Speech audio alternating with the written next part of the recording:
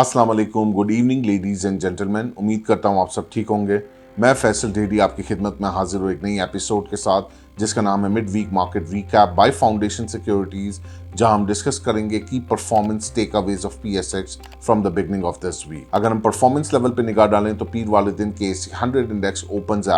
Eight 1,13,498 index point के साथ, और आज वेडनेसडे के दिन it manages in subtle to conclude at 1,12,253 index point के साथ मजमूई तौर पर 1250 पॉइंट्स की गिरावट देखी है in the benchmark KSE 100 index over the last 3 working days. अगर हम लिक्विडिटी फैक्टर पर निगाह डालें तो पीर वाले दिन KSE 100 इंडेक्स में मजमूई तौर पे 107 मिलियन शेयर्स का काम देखा गया, फॉलोड बाय ट्यूसडे वाले दिन 101 मिलियन शेयर्स का काम देखा गया, और आज वेडनेसडे वाले दिन comparison with the last 2 working days थोड़े कदरन बेहतर वॉल्यूम्स नजर आए और 155 मिलियन शेयर्स का काम देखा गया, up by 33% on day basis. As the week started off with a very subdued volume, क्योंकि कोई नया ट्रिगर नहीं था और कंसर्न्स थे कि अब क्या अप ट्रिक होगा। मॉनेटरी पॉलिसी भी 10 मार्च को है और हिस्टोरिकली भी हमने देखा है कि during the month of Ramadan volumes थोड़े से स्लाइटली लोअर साइड पे होते हैं, तो वो भी एक वन ऑफ द फैक्टर है जिसकी वजह से हमने देखा कि एक स्लो मोड में म्यूटेड फॉर्म ऑफ वॉल्यूम्स नजर आए मार्केट के अंदर और पार्टिसिपेशन लेवल म्यूटेड रहा है over the start of this week. आगे भी देखा जाए तो कोई ऐसा खास ट्रिगर्स नहीं है एक्सेप्ट ऑफ द फैक्ट कि IMF का वफ्द आया हुआ है जो गवर्नमेंट ऑफ पाकिस्तान से मुज़ाकरात कर रहा है for the $1 billion tranche out of $7 billion tranche जो टोटल था। तो अगर ये मेरे ख्याल से कामयाब मुज़ाकरात हो जाते हैं, जो कि ऑलमोस्ट सब जगह से लिंक यही मिल रहा है कि they are done with all the negotiations. थोड़े चैलेंजेस हैं रेवेन्यू नंबर्स के ऊपर, उस हदफ को मीट करना है, तो वो गवर्नमेंट किस तरह इसको टेकअप करती है कमिंग बजट के अंदर। और साथ ही साथ कुछ आइडेंटिफाइड एरियाज भी इन्होंने हाईलाइट किए हैं, जैसे रियल स्टेट हो गया, ये जर्नल बिजनेसमैन हो गए जो नॉर्मल क्लास हैं, तो उस सेक्टर को इन्होंने टैक्स नेट में लाने की बात की है। तो लेट्स सी कि आगे गोइंग फॉरवर्ड ये किस तरीके से कन्वर्ज होता है टू द इम्प्लीमेंटेशन फेज। और साथ ही साथ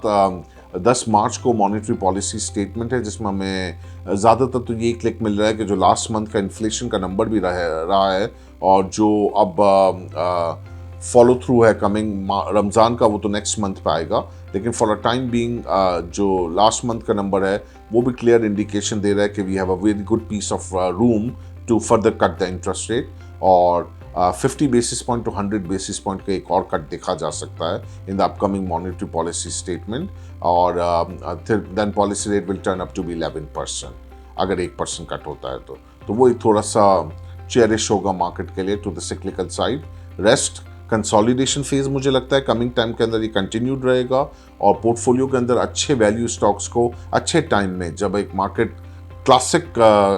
बोले करेक्शन फेज में आए, इवन 4 to 5% का कट ले, तो वहाँ पर एक अच्छा पोर्टफोलियो जो large scale in terms of high dividend yield stocks को बिल्डअप करना हो लॉन्ग टर्म के लिए, वो एक गुड टाइम होगा टू होल्ड इट और उसको अक्यूमुलेट करना चाहिए। साथ ही साथ अगर हम ओवरऑल देखें कोई ऐसी खबर या रिजल्ट सीजन, तो रिजल्ट सीजन भी मोरलेस अपने इख्तिताम पर है। नया साइकिल अब जो शुरू होगा वो 2-2.5 महीने के बाद है, और साथ ही साथ पॉलिटिकल साइड भी एक स्टेबल फेस के अंदर चल रही है, तो कोई नया ट्रिगर इस वक्त either way from the positive end और the negative end other than IMF monetary policy के अलावा और कुछ नज़र नहीं आ रहा। तो stay calm, relax, activity of margin financing और इंट्राडे ट्रेडिंग को थोड़ा सा म्यूटेड रखना चाहिए and focus on long term holding of the stocks.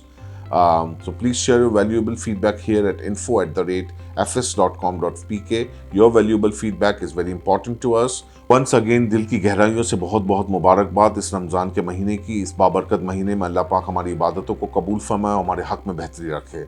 आमीन। Till then, I Faisal Dhidi signing off. Take very good care of yourself and your investment too. Have a pleasant evening. Goodbye.